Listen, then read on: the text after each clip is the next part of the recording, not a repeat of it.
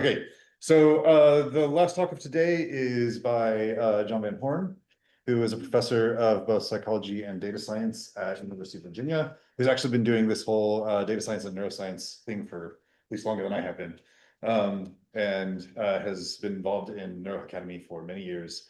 We're very pleased to have, yeah, come on up. Thank you. Thanks so much. You guys, this is, how many times have I come to this now? So many times. I've lost count of how many times. But this is really great because you guys are the future of this stuff. And so coming to learn here in Seattle is great. And NeuroHackademy is ideal for that. I understand that Noah made some calls. You're going to have just the best weather for the whole time you're here because that's how he rolls with his power and influence. Just a little bit about myself. I know it says John Van Horn on there. I want to clear something up here real quick. Hold on once I get my slides going here. I want you to call me Jack, okay? Sort of like, you remember how John F. Kennedy's friends and family called him Jack? Same thing. So if you call me John, I don't know who you're talking to. I'm just Jack. But here's a little, I'm not as famous as Dr. Poldrack, so here's a little bit about me. I went to my undergraduate in Eastern Washington here in Washington State, and I went and did a PhD at the University of London in England. I was a postdoctoral fellow at the National Institutes of Health. I've bounced around a little bit through multiple different institutions, but now I'm a professor at the University of Virginia in Charlottesville. Something that's really important to me, though, is if I play all the texts. Somebody got their mic on? Find them, build them. Okay. Is I strip away all the text here. This is a picture of Puget Sound, which is just out here. And this little island right here, you can see, this is called Vashon Island. And this little sub-island here is called Maury Island. And that little dot is my home, my family home. And it's where I'm sleeping tonight in my tent out overlooking Quartermaster Harbor right here. So you guys are in the best possible place to learn about this kind of stuff, if I have anything to say about it. Now, one of the things I want to talk to you about today is this idea that I've been just kind of going through, and I want to share it with you because I think I'm starting to get kind of hitting some walls, and maybe you have some ideas for me. So I want to share this with you. I've been doing human neuroimaging related work for eons. And I've done almost everything that you can do in neuroimaging, whether it's designing the task stimuli, collecting the data, analyzing the data, crawling around on my belly underneath a scanner, pulling cables.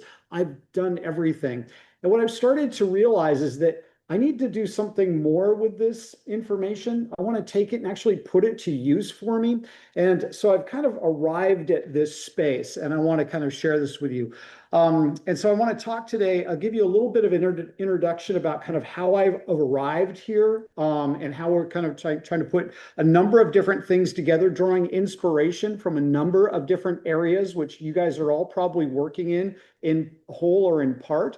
And this idea of this digital organoid, which for those of you who are doing like actual organoids and making brains in dishes, I am going to greatly disappoint you because this is not that talk. I don't do that, but you'll see, I think, a little bit about where the synergies exist between what you're doing in a Petri dish and what perhaps we can do in silico. All right, so bear with me, I'll get there, and hopefully you'll kind of see this weird little trajectory I've taken. And then I want to kind of maybe show you a little bit about where we've gotten, get some ideas from you, and maybe this will spark a little conversation. I'm just sharing this with you because neuroimaging is more than just taking data and applying multiple regression and saying, oh, eureka, the brain activated, or saying this group is different than that group, eureka, but I don't have any idea why it's happened. Machine learning is obviously a very powerful tool, but it's non-mechanistic. In fact, it's atheoretical when it comes to the brain. It doesn't care if you give it stock market reports or you give it I don't know, plant sale statistics, or you give it brain data. It's going to do its best to try and segregate things, but it doesn't tell you why. I wanted to kind of get to some place where it would help to explain for me why. I want to share it with you. I have two sort of lives at the University of Virginia. I am 50% appointed. It's actually where my academic home is, in the Department of Psychology. And so on most days when I'm in the Department of Psychology, I'm thinking about brain networks the way we probably think about brain networks. These are organized, maybe possibly dispersed areas that communicate and are sharing information. We think about them as sometimes as network hubs. We think of them as, say, various PC components, for example, time courses, and various other sort of hierarchical kinds of structures, right? Always thinking about this kind of stuff, taking diffusion data and trying to model the tractography, looking at connectivity matrices and taking them apart. I eat that for breakfast, right, in the psychology department. But when I go across grounds over to the School of Data Science, this is what we're having to contend with as a neural network, right? So these are neural networks, right? Traditionally speaking, these are neural networks from a computational point of view, but they're very, very different, aren't they? Right? In fact, some might even say, though, that neural networks, as we do them in kind of computer science speak, aren't really neural at all. They're neural because of a little trick that we do to give them neural-like properties and make them do something that looks like a brain might do them, but it's nothing like what happens over here. And in fact, many times what's happening over here is orders of magnitude more complicated and more nuanced than things we can do over here. This troubles me because when this schizophrenic faculty life I have, where I go from one place and I'm thinking about biological tissues, and I go to another place and I'm thinking about how to tell the difference between dogs and cats and aardvarks and other things, it's totally different. So I'm sure that some of you have thought about some of these things as well. In thinking about this, I kind of like went down this rabbit hole over several months, and I've really arrived back at foundational neuroanatomy. Foundational neuroanatomy, really going all the way back to the origins of neuroscience. That is going back to things like some of the things that we saw with Camille Golgi, for example, and identifying individual neurons and their shape and their morphometry and how they're structured.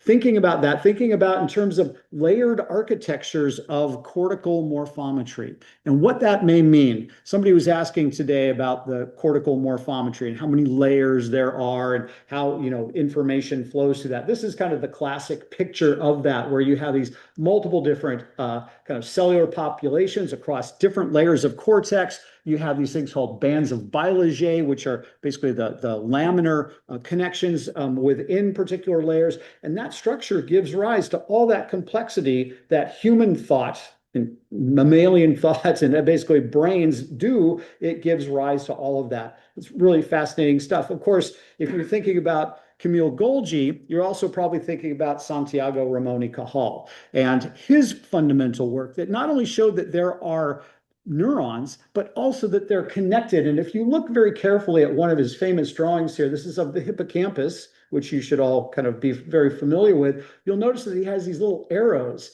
indicating directions of signal travel. Now, this is he worked basically, he died in 1934. And so he was already thinking about the individual cells and how they're propagating information through, in this case, through the hippocampus and in other structures. Information flows through the brain. And very often in neuroimaging, we're doing something that is a freeze frame of that activity. And we shout eureka and say, oh, look, here's how the brain activated. We're actually missing that whole temporal component. And this has bothered me for about 30 years. We don't really do that very well in neuroimaging. And I thought that this is something that just sort of got me thinking about this. Now, neural networks are clearly very powerful in the hands of computer scientists and many of you. They come in a variety of different shapes and sizes and configurations. And we think about these like all the times, whether it's autoencoders or Boltzmann's machines or various deep convolutional arrangements. They basically take some form that looks like this. We give them a trick to turn them into something that looks neural. And by that trick, I mean, we give them some sort of an activation function. Activation functions, many people have played with a variety. This is probably a very incomplete list of what those are, but it's basically to make sure that the matrix algebra works out, right? And you get out something that can be a classifier in the end. And so, because if you don't do this, things get a little wonky. So they've created this family of different equations which have these different shapes, and these are your activation functions. ReLU is probably one of the more popular ones. You're probably familiar with that, but there are others. And what this does is it goes and gives the network this kind of configuration of nodes and edges. It gives them something to do, so it produces a classification. I'm not going to go into all the gory details there. You'll get into some more of that, I'm sure, a little bit later. But one of the things about this, which I realized, is that time here, as sort of the thing we don't do very well in fMRI or neuroimaging experience, time in neural networks also is sort of immaterial. In fact, the network works at the speed of light as far as we're concerned. As fast as you can compute it, time does not fold into this at all. It happens like that, right? Because the matrix, it's just matrix algebra, and it's doing it at the machine's ability to do it as fast as possible. This, I thought, was a little bit weird and concerned me. Now, another thing, before I'm going to provide you with a number of different thought threads here, you'll hopefully see how I stitch them all together again. But that in the brain, we don't really think about that kind of thing in that way either. We often think about networks in the brain as something akin to principal components or independent components. How many of you do an independent components analysis just as a matter of course in your analyses that you do? How many of you know what a principal component is? Yes, of course, right? Those are your orthogonal axes that you can cast through data, and it's a very traditional thing. ICA says, well, orthogonality isn't good enough. We want statistical independence. And so what it allows is it allows for those axes to kind of like flex a little bit, right? And so you can have not 90 degrees, but you could have something, you know, other than 90 degrees. And this gives a better independence related fit depending on whose software you're using, but you can pull out things like the default mode network.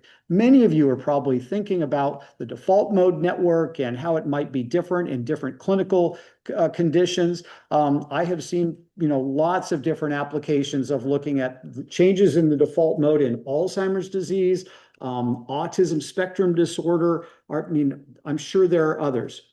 So you're probably thinking about that too. But also the executive control network, the auditory network, sensory motor, visual, the visual medial network, and a number of others. And these are all a property of coming out of independent components analysis. Now, again, these are like fixed. They don't usually change in space or time. They're sort of fixed. And so even though we can produce these networks, they are a fixed representation. And again, we don't do time so well in, or characterize time so well in neuroimaging. And so these are sort of these fixed maps. We see these again and again and again. And we also see like activation maps or various other frozen in time kind of maps. And this was always something that troubled me. So in thinking about this, I wanted to kind of begin to characterize this a little bit differently. Just going back one more thing is that a number of years ago now, I was involved in this study, which we published in Science back in the olden times.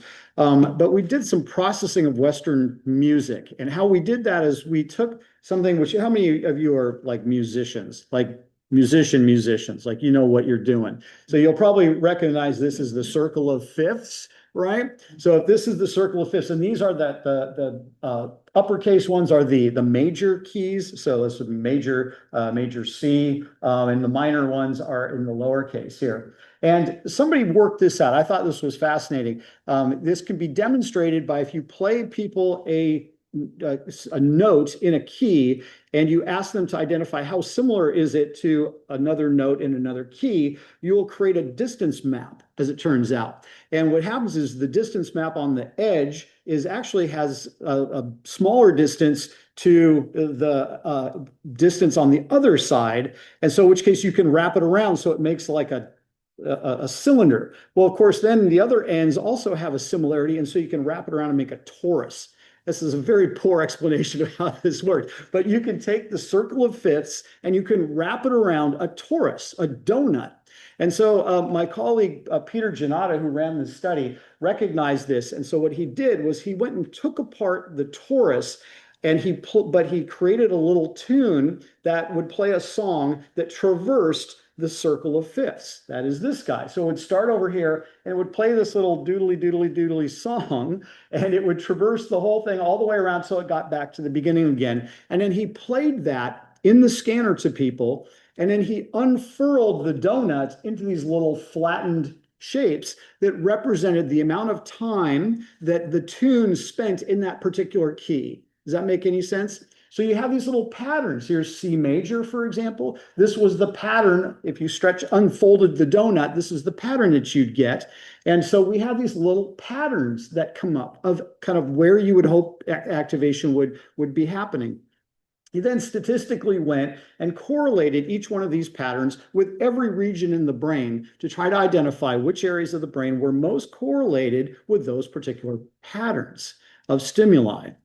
We were blown away by this because it ended up areas of kind of medial prefrontal cortex, for example, various kind of auditory cortex and whatnot. But it was very interesting that you could tell what part of the little song that was being played was resonating in their brain at the time they were doing it. So this was a number of years ago now, but this was giving me hints that there was something about spatial configurations and time that we just were only beginning to fully appreciate.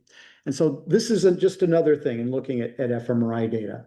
Now, a little more recently, a guy named James Pang and colleagues from down in Australia started looking at the temporal dynamics, this temporal and spatial dynamics of neuroimaging data. And they took a thing called the Helmholtz equation, which is represented by this guy right here. It's a partial differential equation, which gives you basically movement in space as well as in time.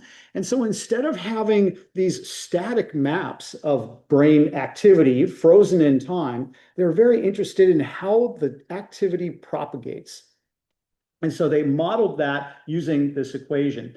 They ended up kind of breaking this equation breaks down into what they call these kind of eigenmodes, where you basically, like an eigenvalue or like a principal component, you are breaking this down into fundamental components, which you can add back together to give you the full dynamics of the temporal activity which is going on. So this is a low frequency representation of what's going on, but you can see that these waves of activity are traveling over the brain. They start in, say, visual cortex here. Oops, did it stop?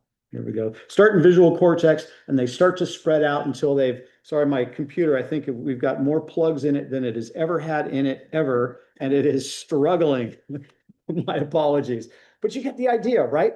That there are waves of activity which are traveling. So not only do you have this activity going on, those are traveling, they are spreading throughout the cortex in a very dynamic way. And that if you go and look at the reconstruction accuracy here, you can see that the number of modes here, you need maybe about 100 modes to get to about 80% reconstruction accuracy. That is, you're trying to reconstruct this wave, which was, could be fully represented or more fully represented with 200 nodes, but I can name that tune, if you will, in 100 nodes and get this dynamics of this activity. And for each one, you could look through different kind of decompositions of this, whether it was kind of a social related task or a motor task, or a gambling task, maybe something a little more frontal lobe-ish with working memory, or something that drove the language system, and looking at these different eigenmodes, going and looking and seeing what that looked like.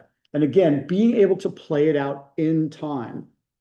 That's something which, again, is really exciting. And I'm excited about this because I think this is trying to capture more than just performing multivariate regression at every voxel. You're asking something about how the information moves through the brain. This is kind of cool. And I'll come back to this. I have a very bad analogy, but I'll get to that in a second.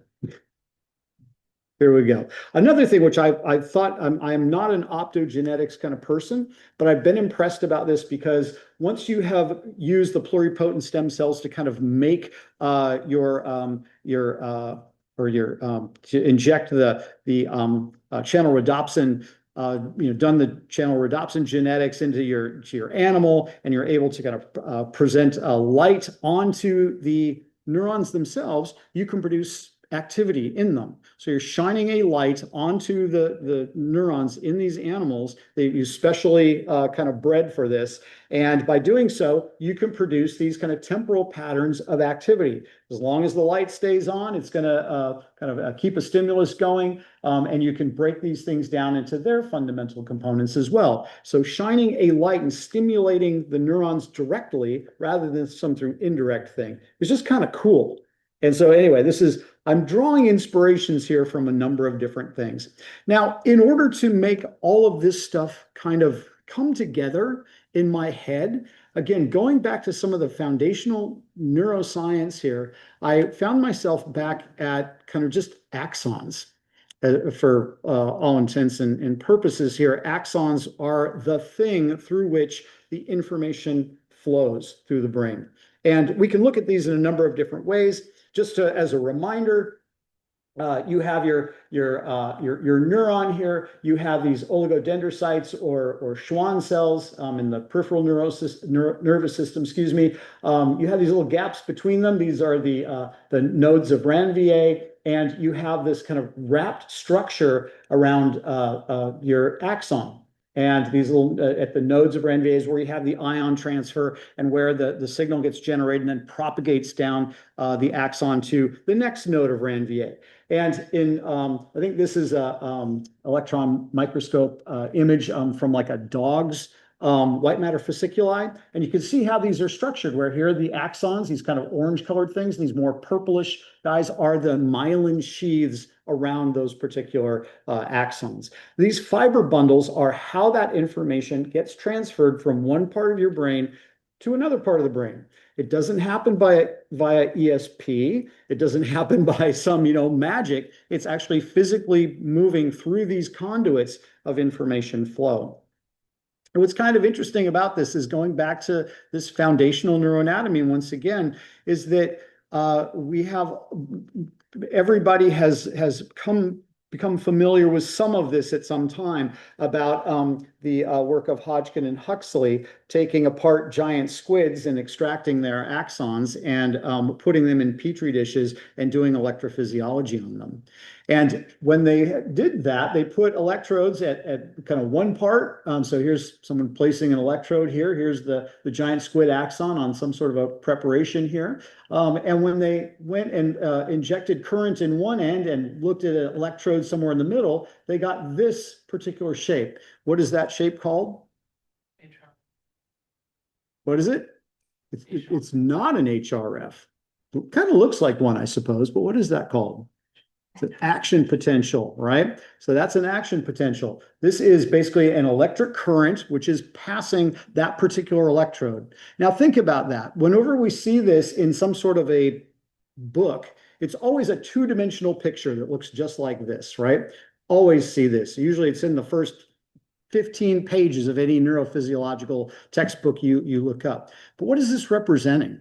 It's representing a series of electrodes. There was an electrode that injected some current into the axon. There's probably another electrode which is reading the signal to find out how it propagated along, and that's what you're looking at here. So the current was injected on this end, it traveled, some other electrode picked up that electric current and plotted it out, right? Kept the record of what it was. As that action potential passed the electrode. About this, if you have a wave of activity and you have an electrode here and that wave is over here, the crest of that wave, what's this electrode seeing? It's flat, right? As that wave moves closer to it and passes it, what is it going to see? It's going to see that. Imagine yourself floating in beautiful Lake Washington out here on a rubber raft or in an inner tube, and a boat passes by some distance away. You haven't moved at all. If the wake from that boat passes through you, what happens to you? You get lifted up and you get set back down again because that wave is passed, right? You didn't do it. The wave passed through you to make that happen. That is something which I've been now come to as is all about the wave, right? And it's really kind of interesting. And it really gave me maybe some insights into how neurons actually process information. They really don't, in a way. They just keep the wave going. One other analogy is we just had the World Cup here in Seattle. Maybe some of you were big fans of the World Cup. Who still has a team in the running? Anybody? Yeah, well, we know how my team worked out. But one of the things that you've seen, if you've gone to a sporting event, is the sometimes called the Mexican wave. Have you ever seen that? We should try it here, right? No, we won't. But it's actually been very popular here at the University of Washington, where it had got some of its founding is from here at the University of Washington, and has actually been popular at some of the stadiums here. If you imagine all those individual people sitting in the stadium, but if the wave gets started and you all do this kind of a thing, right? All you have to know is that one rule is that when the wave is coming, you stand up and sit back down again. You've got this very dynamic behavior from a bunch of individual components that produces this wave-like activity. And your only job as a participant in this is to keep the wave going. I digress a little bit, but you'll see how this kind of comes back around again. One of the things which governs this fundamental equation, which we just saw and actually got Hodgkin and Huxley their Nobel Prize in part, was something which actually roots back to something called the telegrapher's equation. This is the fundamental equation which governs transatlantic cable information transfer. Long story short, back in the day, Lord Kelvin, who's this guy right here, was involved in a group of people who were interested in dragging a cable from England to Nova Scotia in order to be able to send signals in a transatlantic, under the sea. And what they found is that when they would try to send signals, it would take like 8 hours for those signals to travel under the sea. And when they arrived, they were completely garbled and they were stretched out in time and they were completely diffused. And it was this other guy, Oliver Heaviside, who worked out this equation, or this pair of equations, which are called the telegrapher's equations. And these actually can be rooted back all the way back to James Clerk Maxwell's famous equations, which actually make your phones work, which is really kind of neat when you think about it. It has a number of different properties about electrical resistance and conductance and induction and capacitance, et cetera, et cetera. And these are actually some cables that people took sections of that were part of these undersea cables. These are not too dissimilar from the way neurons are constructed. There's a core, which actually kind of carries the electrical activity. There's some like shielding around it, basically some insulation that kind of keeps things, kind of shielded from stuff around it. And it gives rise to this like modulated traveling and dispersing and dampening wave form. And that's really cool because Hodgkin and Huxley took this as the inspiration for what they called the cable equation, which is basically a model, much like this, of how an axon works and makes information move through that particular neuron. Kind of neat. You can actually go and build an for those of you who are skilled with electronics, you can go and build a simple model of this on a little circuit board. And here's the kind of the engineering sort of diagram for what this looks like. And here's what it would look like if you kind of drew it out in cross section through an axon. That you have this area of white matter, which is going to be like an insulator. You have this cytosol, which is kind of the inside parts, and a variety of different capacitance and resistance components all the way along there to produce the activity that we kind of see in an action potential. It's kind of neat. Now you might be wondering, so, okay, Jack, why are you telling us all this? Well, it turns out that the neuroimaging data that you probably are collecting today, you have the ability to go and make some measurements which directly relate to the cable equation and to the telegrapher's equation. So I'll get to this in a second. But there's a thing called the G ratio. The G ratio is the ratio of the axon's diameter to that of the myelination diameter at every location in the brain. So if you were to cut an axon in half and look at it in cross section like this, that inner diameter right here, call it little d, And that outer diameter here from the center outwards to the edge of the myelin, call that big D. If I divide one by the other, I get this thing called a G ratio. This is actually very interesting because it's actually something which comes from some of those equations which I showed you before. It's actually related to the relative resistances of those particular materials. That's getting a little bit too electrical engineering for you, but the point is that that ratio is actually fundamentally important. It was identified by a guy named William Albert Hugh Rushton, who was a contemporary of Hodgkin and Huxley, and he worked out that if you looked at any point in the brain, anywhere you wanted to, wherever there was myelin, that the ratio of that axonal diameter to the myelinated diameter was, and almost everywhere, approximately 0.6. That's kind of neat, right? Why would that be? No matter the size of the axon, no matter how thick it was, no matter how big it was or how long it was, the ratio of of axon to myelin was just about 0.6. And he worked out this equation, which basically says that this is the length, the internodal length, and this is a term that's related to the velocity of signals that can travel along an axon of that type. That if you take that little d and you multiply it by the square root of the negative log of that G ratio, you can make this particular relationship work. That is the internodal distance, basically the length of that oligodendrocyte's wrapping, is proportional to the velocity at which signals can travel down that particular axon. This is kind of cool, right? This gives you some insight into, if I could just know that G ratio at every location in the brain, I could understand something about the conduction velocity. So turns out, whoops, excuse me, go back. Here we go. If you go and differentiate that curve and solve for 0, that the optimum value of G out of this equation is 0.6. Why is that? Because you end up with this relationship, which is 1 over the square root of E, and it's 0.6. And that actually comes out of all of those resistance equations. That would be the optimum value that you would need to achieve in order to get the maximum velocity. So this is really cool, right? The brain has sort of, on its own, figured out that 0.6 is the number it should try to achieve in order to get signals to where they need to go as fast as they need to get there. That's kind of neat, right? So moving along, we can collect information that gives us a sense of how this works using diffusion weighted imaging methods. Does everybody kind of understand what this is? This is diffusion weighted imaging tractography, where even though it's meant to reflect white matter, there is nothing really white about this image. Does everybody understand what the color scale means? Does anybody not understand what the color scale means? Okay, a few people, just really quickly.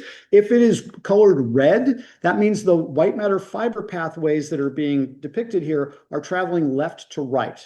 Not the signals necessarily, but their orientation is going left to right in the brain. Anything that is green is going anterior to posterior, and anything that is blue is oriented inferior to superior. And colors in between are in between those particular directions. And you can go and create tractography maps that look like this, which are really compelling and really beautiful. The information which goes into them allows you to not only create those kind of maps, but you can also pull out particular fasciculi. If you happen to know the physical connection between this brain region and this brain region, and scale that to make it like a density so that you're not dependent on numbers of fibers that your algorithm kind of extracts, you get it something a little less dependent on that. You can go and create little network graphs much like this. And so you can get a sense of how these networks are structured from a physical point of view. Keep in mind that in our fMRI experiments, we're often looking, and from those ICA maps, we're often looking at the correlation coefficients of activity. This is different because we're looking at the structural connectivity. We're asking how connected is this brain region to this other brain region. And we can go in and do all sorts of cool graph theoretical sort of things based on that. As I mentioned, you are probably collecting data as a matter of course in your everyday neuroimaging experiments that would allow you to go and make these calculations so that you too can calculate a G ratio at every location in the brain. Here's how you do it. if you, instead of just trying to calculate fractional anisotropy or mean diffusivity, if you go to the trouble of doing at least a 3-tissue constrained spherical decomposition, many of you may be using things like NADI or various other kind of algorithms which will get you those kind of components, you will have kind of the information that you will need in order to get measures of intracellular anisotropic white matter-like fibers, intracellular isotropic or gray matter-like fibers, or extracellular water or CSF-like components. And if you go and calculate these, as we have done here with this person who had kind of a stroke in this area, you can go in and combine them to create a G ratio. Here's a little bit more about why you need to do the spherical deconvolution. If you just look at fractional anisotropy, you can get maps that look like this, which give you these kind of pretty little glyphs of fractional anisotropy. But if you go to the trouble of getting that 3-component spherical decomposition, you get much finer resolution. It's easier to tell the difference between where the signals are coming from. And so you get kind of a much improved looking map like that. So we have found. So now if you are collecting T1 data, T2 data, if you're collecting your diffusion weighted imaging data, you should be able to go and calculate this. It's kind of done with, you have your imaging data, so your diffusion weighted data, your myelin sensitive MRI, and if you can calculate fiber tractography, what you want is from your diffusion weighted imaging, you want some measure of the axonal volume fraction. So in every voxel, how much of that is axonal related tissues. At the same time, from your myelin sensitive MRI, you want to get your myelin volume fraction. And these are easily calculable from those 3 spherical deconvolution kind of models. Again, your G ratio is going to be this little d parameter here, that inner diameter to the outer fiber diameter. And as it turns out, this 1 minus the myelin volume fraction over the total of the axonal volume fraction and the myelin volume fraction is equal to little d over big D, and that's G. So now, at every point in the brain, you can calculate a measure of this biophysical modeled component of G ratio, which gives you some measure of axonal diameter. And if you know track length as well, you can go and get a measure of that conduction velocity at every location in the brain. Now, I know that this looks a lot like what you might get out of a fractional anisotropy image, but this is actually much more related to the underlying neurophysiological, electrophysiological component that we're kind of interested in here when it comes to conduction velocity. Here's a little bit more about this. So you got your diffusion weighted imaging, you've got your T1 and your T2. If you calculate a T1, T2 ratio, it's really from that you get your myelin volume fraction. If you go through and do this deconvolution with your fiber orientation, spherical deconvolution, and do a couple of other little tricks, you can get a G ratio, and you can turn that into a conduction velocity by that negative logarithm of G related equation. So it's kind of cool because, again, for every location in the brain, you're getting some estimate of what this looks like at every point in the brain. Now, you can't see the individual axons, but you're getting a sense, a flavor of what the conduction velocity must be for that little infinitesimal cube of brain tissue.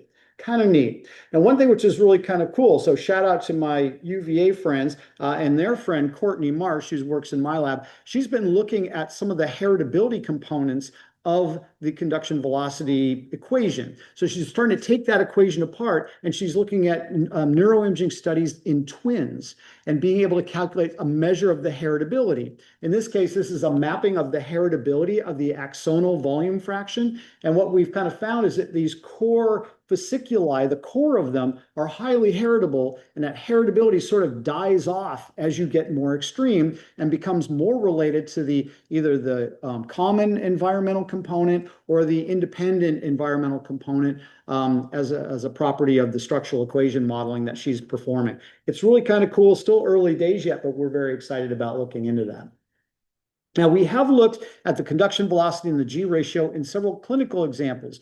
One we're doing is in Parkinson's disease. We've looked at some various other things, but this one was from a paper that got published in PLOS One about, a little over a year ago, and where we show in autism spectrum disorder cases versus typically developing children that there are substantial differences and deficits in the G ratio for those people who have ASD versus typically developing children, as well as conduction velocity, where the conduction velocity is slightly kind of diminished in the autism related subjects than in the typically developing control subjects. And it kind of affects a number of different regions. Obviously, this is white matter, but we're projecting this outward to show which brain areas would have been affected in those particular cases. So this actually has some clinical relevance as well. So now taking another step towards how can we actually use this information, we've gone and trying to take that velocity. That means that a signal is traveling, right? So we need to do a little bit more math. So if we go and we utilize this information here to kind of build a little model here with some, if I can get that to restart here, we can take a basic model of some signal transduction here and animate this, oops, and then advance to the next slide, which is not what I wanted to do. There we go.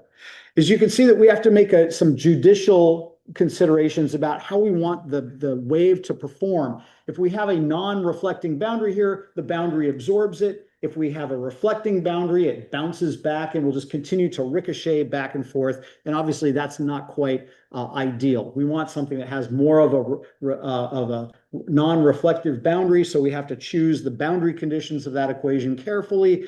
Bunch of other math has to go on.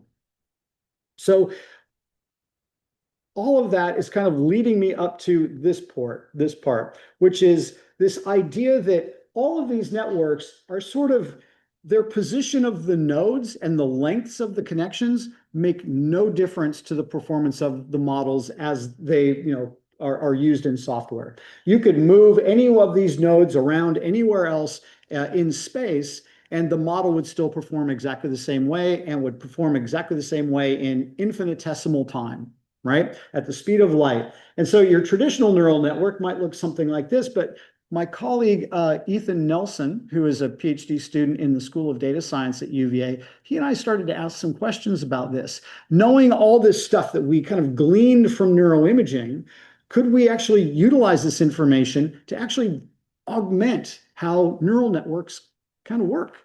And so what we did is we said, okay, taking a traditional neural network, what happens if we can manipulate the positions of those nodes and kind of make things have to travel a little farther? What would that do if that signal actually took time to go from one node to another? How could we distort it? And so we thought, okay, let's, stretch it out, like fan it out a little more, right? And so this is what that might look like. But then we thought, well, why stop there? Why not stretch it all the way around and rotate it all the way around so it creates a disk, which might look a little something like this?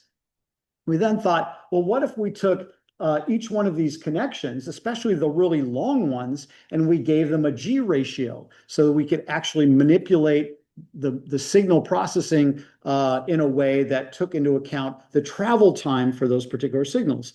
And then, of course, we didn't stop there because we thought, well, if we can make a disk, why don't we wrap it the other way and make a ball? So imagine what that might look like in your head. We thought about this a long time, and we thought, you know what this looks a lot like? It looks a lot like these neural organoids that people are making. So those of you who might be doing a little neural organoid kind of work, you'll know that you take these pluripotent stem cells from various parts of various organs or whatever, and there's a recipe that you go through to turn them into something that becomes a neural organoid. And you can then float these in a particular substance. I'm not an expert, my apologies, but you can get out these little clumps of cells that have a structure to them. They're usually nearly spherical, maybe a little kidney bean shaped, but you get the idea. But they have this kind of round-ish structure to them, and they're three-dimensional, right? And they're made of neurons. So we thought, well, if we were to do this and take our three-dimensional neural network that we stretched out and made a fan, and then we wrapped around and made it a ball, what would that look like? And it would look like this. So here's an example of what a three-dimensional neural network looks like. We refer to these as digital neural organoids, sometimes just an organoid, sometimes we call it a noid. We have a lot of terms for these. But this is think of this as a three-dimensional biological informed structure, an object that has three dimensions to it that can be manipulated. This is a network in the sense that it has an arrangement of cells. Those cells are connected. They have these little shells where you have these kind of cortical layers, because if you think about that network, if you wrap it around itself, you're creating a bunch of shells. So it has those. What we've done is, and I'll get to this in a second about how we construct these, we actually have input nodes which are on the outermost layer. Then there's several layers in the middle that do various things, like they're convolution layers or they're pooling layers. And then there's an output layer, which I'll describe in a second. And this central output node is sort of like a ganglia of cells and has kind of some special properties. But we have spatially adjacent inputs are aware of each other. So there's actually within a layer, there's information flow. Little short connections, which the signals only travel proportional to the square root of d of the diameter of those axons because they are unmyelinated. Now, it's only the long-range ones which are myelinated in this case. And connections act like these idealized circuit models of the lipid bilayer and the axonal membrane. They're following the telegrapher's equation. So we've bolted in that calculus into how they're constructed, and the voltages travel through the network according to electrical circuit laws, and signals are effectively moving. The thicker, longer range connections are myelinated. They have those myelin sheaths, whereas the short ones do not. And these waves have a velocity and an internodal distance according to Rushton's theory. And learning, now, one thing about this is in a normal neural network, there's usually a whole bunch of weights that the network carries around. Here, there are no weights. The weights are effectively a function of the geometry of the nodal distance and those axonal diameters. So think about that for a second. The weights don't mean anything. They never did mean anything. They're a dimensionless number, which no one knows what the hell they mean. In this case, they are a geometric property of the way the organoid is constructed. Think about that, because that's really kind of badass, which I like. So here's a little bit more about how they're constructed. So we've actually used nested Fibonacci meshes. There's some advantages to Fibonacci meshes versus geodesic meshes. And you can calculate a bunch of graph statistics on these. They're just a graph with just a very special kind of a graph. And you can see that here's what the output surface looks like, the input surface, which you'll see why it's called the input surface in a second. We have multiple different shells. So here's a number of different networks. And then here is the output set of nodes that form this little core. I've cut it away, so you're looking at kind of the inside here. Here's a cross section with all the connectivity stretched into it as well. And so you can see that nearest neighbor or within layer connectivity is proportional to the square root of d, whereas those myelinated long-range fibers are proportional to that function that Rushton showed us how to do.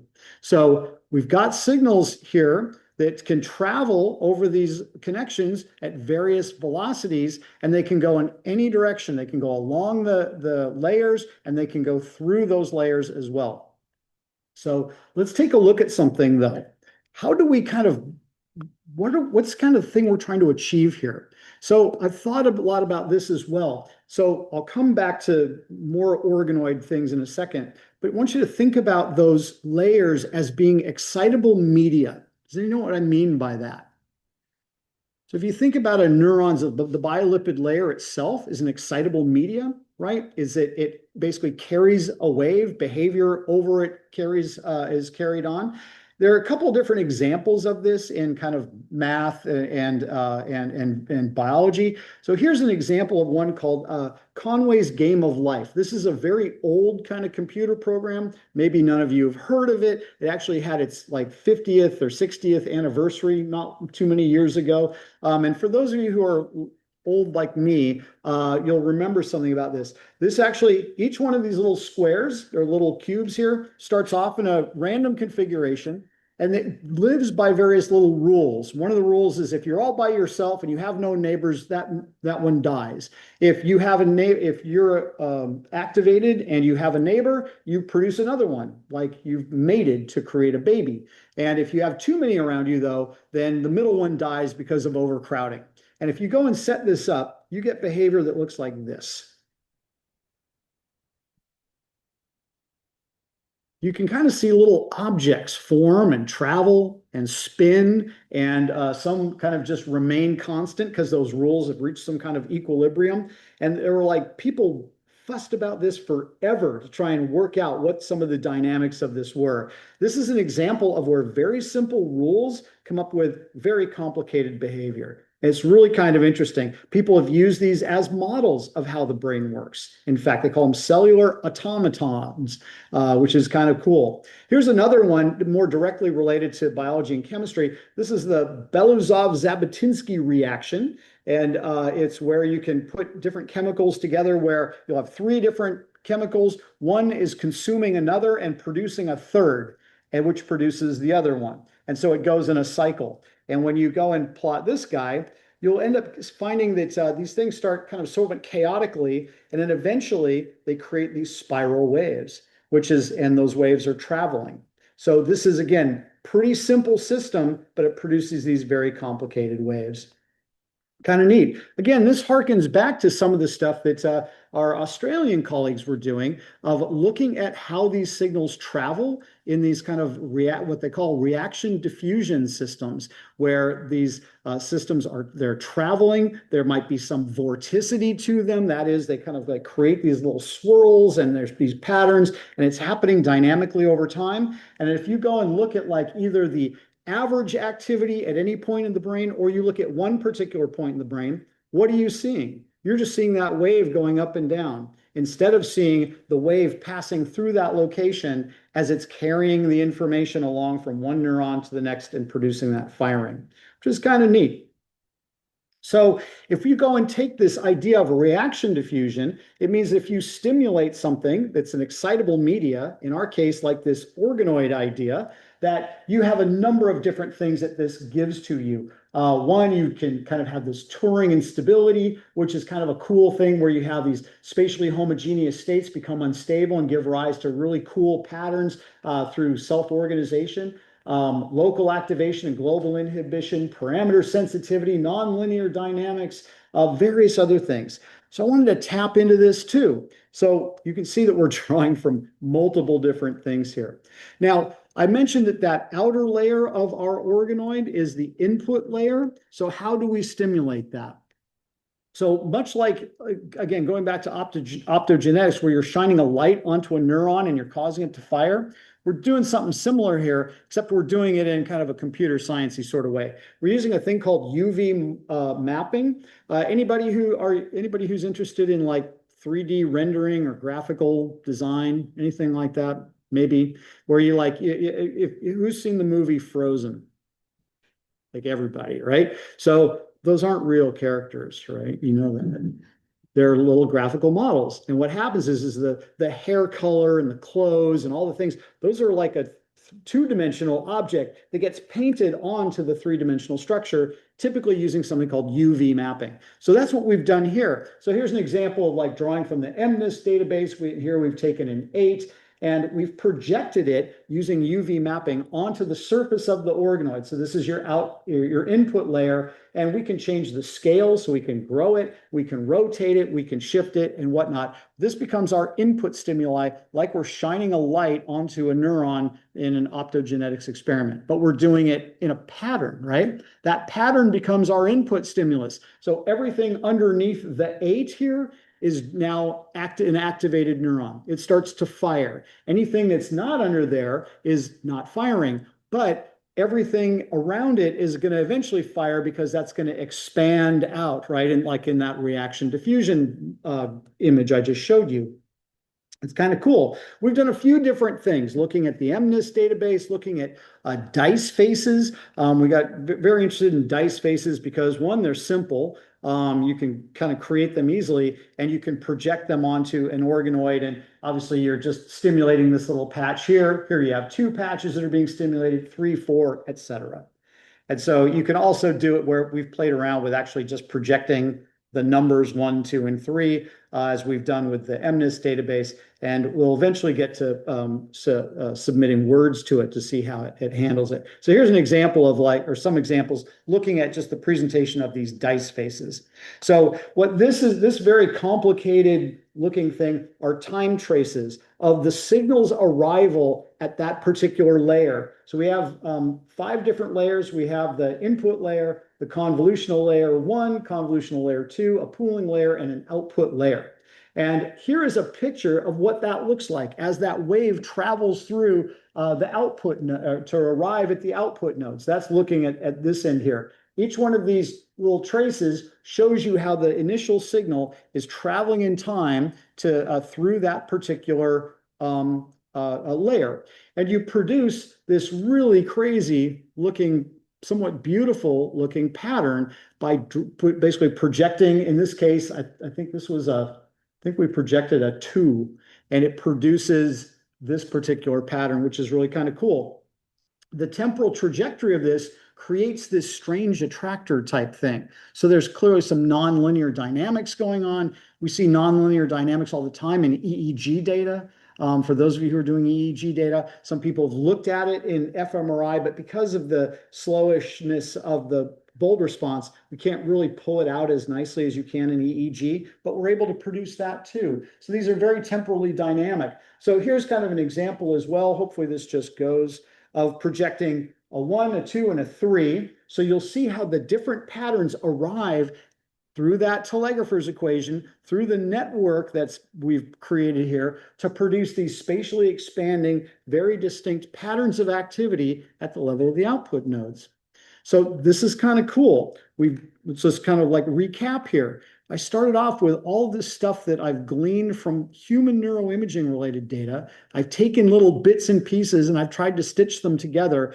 And this is kind of where I've gotten, which is kind of cool. So there's other things you can do. You can here's like these time traces again. This is another way of what we found is that this is looking at the output node. You'll see this initial arrival. So the signals all kind of arrive, but then they have these weird little resonances where they're actually bouncing around in there as they travel around. Those little transients are stimulus dependent. So that dynamics is reflective of what was presented. If we presented a 6 dice face, that pattern will look very different than what we send it in looking as a 1 dice face.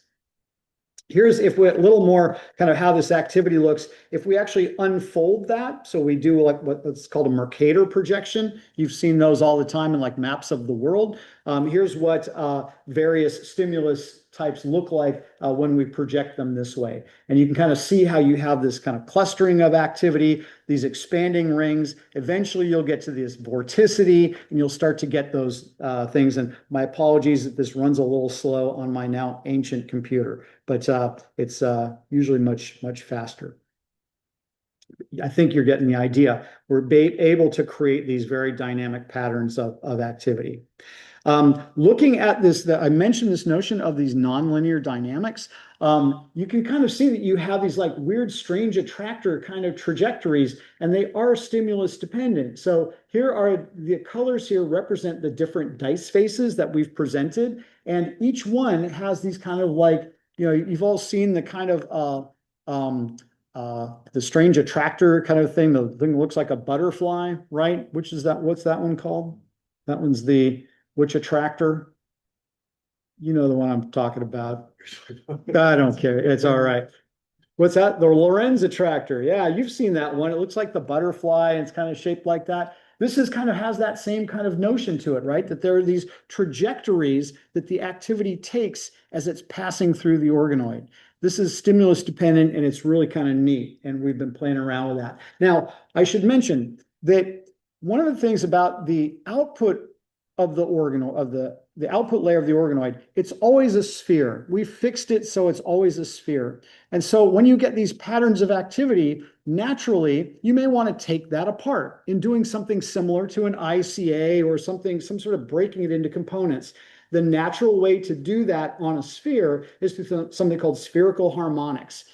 Don't get too worried about it, but if you've ever done a Fourier transform, this is a Fourier transform on a sphere. And it breaks things down so that you have this kind of fundamental equation. It has a few complicated terms in here, but you don't need to know so much about that other than you're basically breaking it down into a family of spheres with these kind of different concentrations of activity on them that they all add up to produce the activity that you're actually seeing.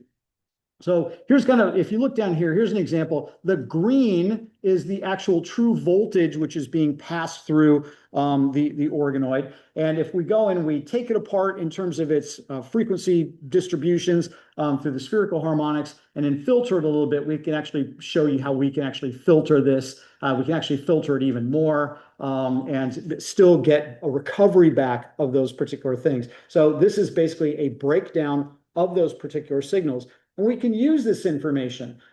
Here's one I threw in here. This one takes a little bit of time to map out here, but looking at the different dice faces here at the various kind of frequency levels, eventually here, if we let this play out, you'll start to see that it will start to light up. This is the output node, and it takes time for that signal to propagate through. So there's that, why there's that little delay. That signal has to move. So you start to see these little patterns appear that are different from dice face to dice face to dice face and component to component to component. We can utilize that information, and I'll show you how we can do that in a second. I won't let this play out because it goes forever. One of the things that dawned on us is that having these spherical configurations was only the first part of this. In order to manipulate the signal travel times, what did we have to do? We could manipulate the G ratio. That'd be one way to do it. But is there another way? The way we thought of is what happens if we change the distances that the things have to travel? What happens if we stretch it? What if we deform the organoid? So it's not a sphere anymore. Perhaps it looks a little something, eventually goes through a process looking a little something like this, where we're deforming it and we're changing its shape so that signals have to travel farther, or sometimes they may have to not travel so far in order for things to get to the output node in equal time. This is a thing called solving the iconal equation, which is deeply related to the telegrapher's equation. I won't go into that other than to say the goal of the iconal equation is to minimize time variance. So if we can do that, we can produce a deformed version of it that actually minimizes the travel times. Again, this is kind of neat. So we can actually draw from our frequency information. This is kind of doing it in time where we have distance divided by velocity is going to give you a lag. And if we have some sort of optimal time that we want things to arrive at, we can build a little learning rule which will manipulate each one of these things to manipulate the shape of the organoid so that it will produce the effect that we want. This can also be done in frequency where we're manipulating different phases. But if we go and do this, oops, that one didn't work. So like, for example, this would be manipulating the horizontal. So we can be stretching it this way, or we can stretch it vertically by stretching it this way. And if we do all those in combination, we can produce that weird looking shape. So this is just an experiment where we compressed and stretched things to show that we can change those distributions, which is kind of cool. When we go and we change them, we're actually changing that underlying frequency representation at the level of those spherical deconvolution components that I just showed you. Why is that cool? Because we can now manipulate when the arrival times are, and we can manipulate where they are on the output organoid. We can use that information to try and learn something. So this is a dynamic object, right? It's got that that kind of excitable medium component. We can manipulate its shape. We can train it, and we can create a new version, starting with this perfectly spherical version, go through a process and produce a not spherical version, which has learned something.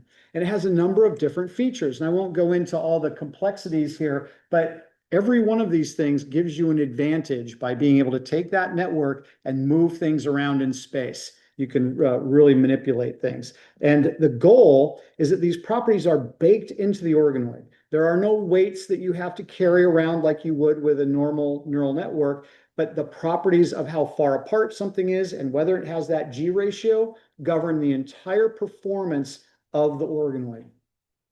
I think it's kind of cool. We've done a few different things where we've tried to take our dice faces, and we have this kind of whole big structure that fortunately we can like ask ChatGPT to go and take apart our data structure and then turn into a pretty representation for us.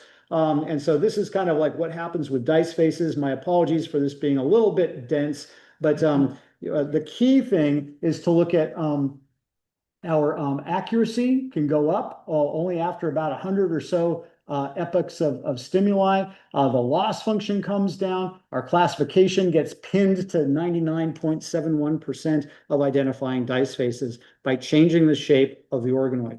Pretty cool. Another thing we've also done is gone through the MNIST database. And so here's some MNIST examples and run it through. And we're particularly interested in looking at that spectral and harmonic evolution. How do these things change in order to give us that very high rate of classification ability and changing the shape of the underlying organoid?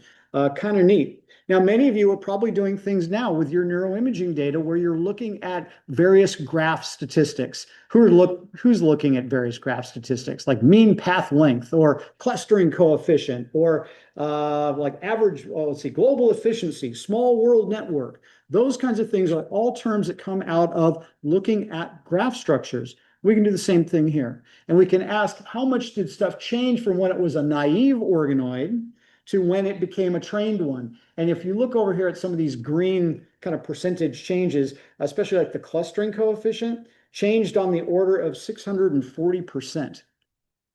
Greatly changing, greatly sculpting this organoid. It's like a little mini brain, right? And we've changed it by giving it structure, allowing it to have the fluidity to find itself in this physical space to learn the stimuli that are being presented to it. I think that's freaking cool, right? That we're able to do that. Another thing is looking at the spectro-temporal power kind of concentrations at different epochs and watching how it starts off rather smooth and gets systematically more focused as you go along. It's like you're turning up the focus knob on a telescope so you can see things more clearly. And it's kind of neat. Another thing is looking at that strange attractor dynamics and looking at this kind of like what this looks like in this phase space and how you could kind of understand this from a point of view of nonlinear dynamics and what that may mean for the spectral characteristics and the performance of this. It's not linear anymore. That means that things like linear regression might have trouble analyzing these data, and we need to think of other ways. So my voice is starting to go, so I'm going to wrap this up now. I reached these conclusions because I had questions. And at the moment, you guys might be closer to the beginning of your careers than I'm closer to the end of my career, but this is where you end up with you go, what did I do for the last 30 something years, right? What did all this mean?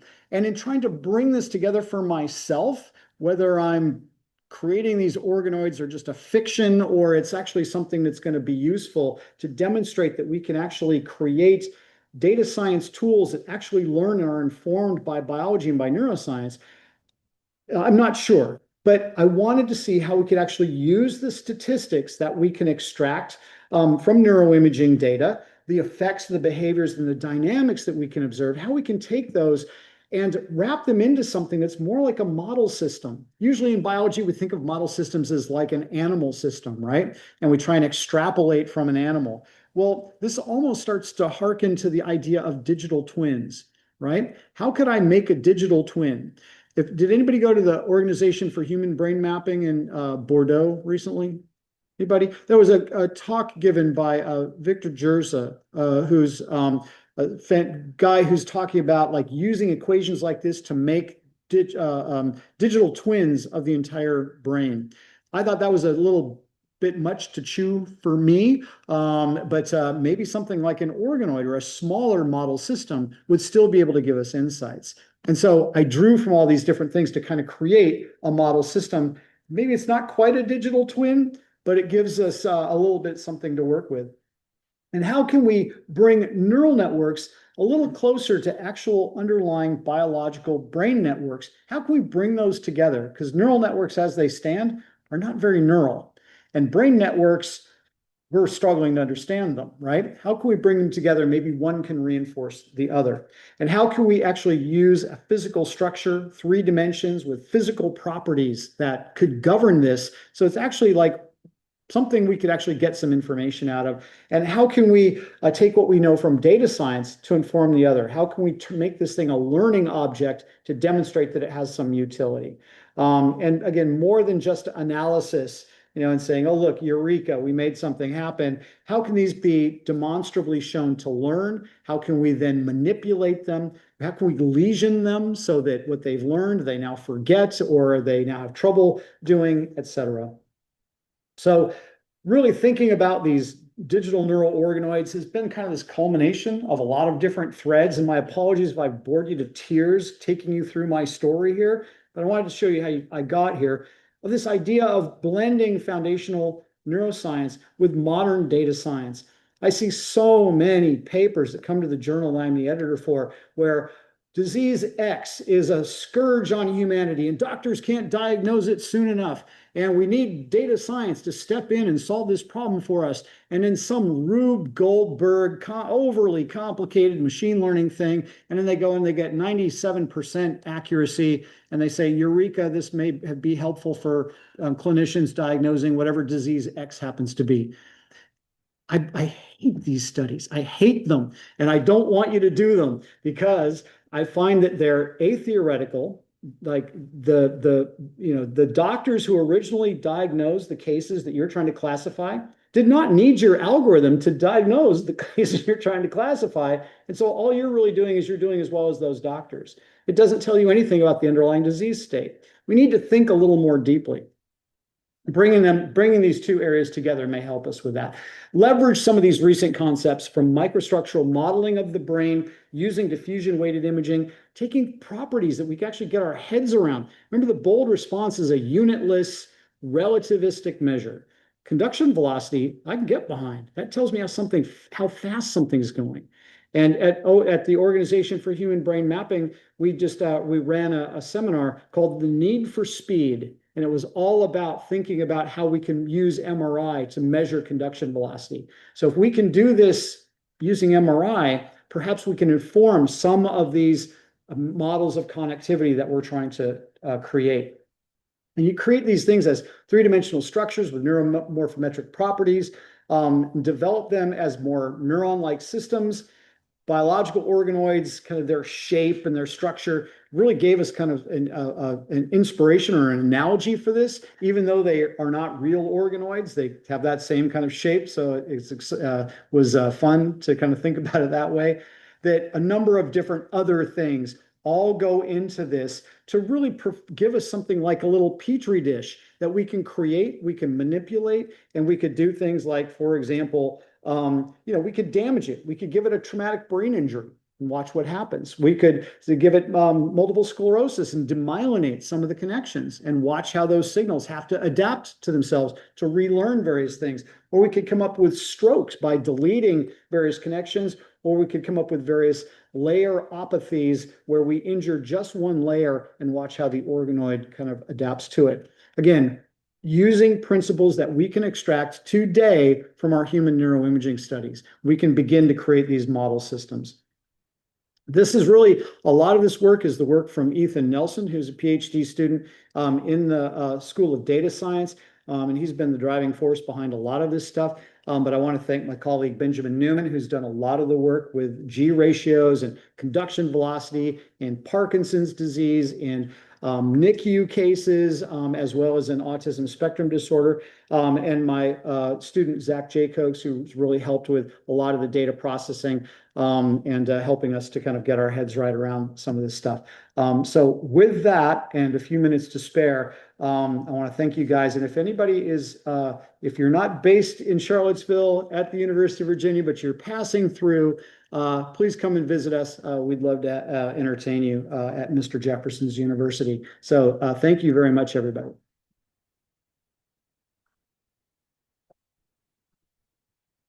Oh, is it time for questions? Awesome. Anybody have a question?